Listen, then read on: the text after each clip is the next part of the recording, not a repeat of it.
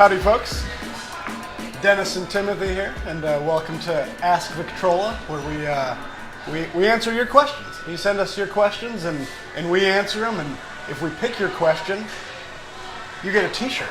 So yeah, let's jump right in. We got a couple questions for you today, and you wanna let's start us off here? Let's start it off. First question's from Sam R. The question is, how does elevation in coffee growth affect the flavor profile? Which is a kind of a loaded question. I don't like to assign flavors to coffees I haven't had yet, but some things that I've noticed is that a coffee that's grown higher usually is a little bit more complex, and it has actually a little bit more of a clarity in the flavor profile as well. Dennis, what's your take on this? I think, just briefly, when we're talking about higher elevation, what that means for the coffee trees and the fruit and the seeds. You get a broader range of temperatures throughout the day, kind of in a higher stress environment for the plant, and what that translates into is a slower maturation cycle and in a denser coffee seed. The plant's got to struggle a little bit more to survive under a broader range of conditions, and the seeds themselves are actually more dense.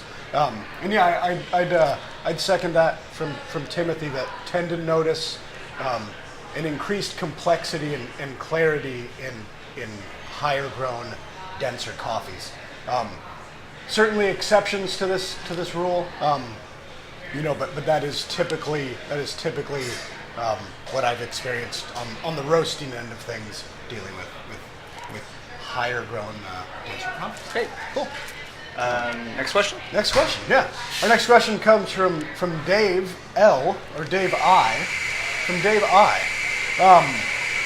What suggestions do you have for someone wanting to get into roasting coffee at home? Great question. And yeah, great question. And I'll start off this one. Because you actually did roast coffee at home. That's how I got here. I started roasting coffee on my front porch, and then in my garage back in 2008. So yeah, I think there's a lot of different ways you could approach that. Anything from literally, if you've got a cast iron pan, a wooden spoon, and a grill, or if you're willing to really get your house super smoky, you can roast coffee at home. I've had friends use a Pyrex covered in foil in the oven. I know people who have built some really cool sort of modified popcorn poppers. Yep. And there's also a solid amount of small home roasters. My very first one was the Hearthware IR2, and then that's how I started on it. So yeah, I think deciding on how much you want to invest or tinker, how deep you want that commitment to trying it out, and then for me, I think a lot of the fun is roasting at home is a great way to engage with that process, and a really great way to start engaging with origin. And there's a lot of resources out there. I know when I was starting out, I found Sweet Maria's invaluable, and I'll go ahead and just shout their name out because they were a ton of help, and the coffee selection that they provided was awesome. There's other places to get green coffee online. Partnering up or hitting up one of your local roasters. Sometimes they're down to kick down a little green and to have those conversations.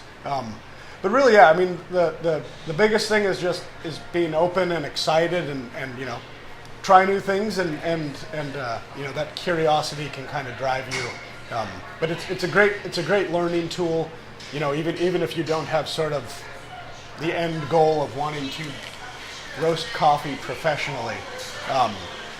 It's a lovely way to engage with the industry and to interact with coffee in a new way. I'm not a roaster. I'm a brewer, but I go online a lot. And I see there's a lot of like Kickstarters. There's a lot of like companies that are actually coming out with at-home roasters. So there are tools out there if you want to start using them. But yeah, it's just a good way to explore. You really get to know what you like by doing this and how to control it. Yeah.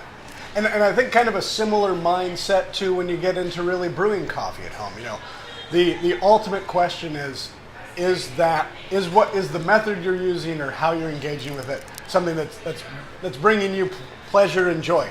And if that's roasting on the grill just to experiment, or if that's going out and shelling some dough for a more sophisticated setup. Yeah, I mean it's there's no right or wrong way. It's just sort of what do you want to what are your goals and what do you want to get out of it. That's yeah. Well, thanks for stopping by. Oh yeah. We'll wrap it up here. Well, yeah. Again, Dennis and Timothy, Ask Victrola. Thank you. Keep those questions coming in. And remember, one, we actually do use your questions, and two, if we do, you get a free T-shirt. And it's actually a branded T-shirt too. So. Oh yeah. It's not just a plain T-shirt, or maybe it is. I don't know. I haven't seen the shirts out. I haven't seen them. But yeah, so thank you all for joining us, and we will, or somebody will, see you next time. Wow.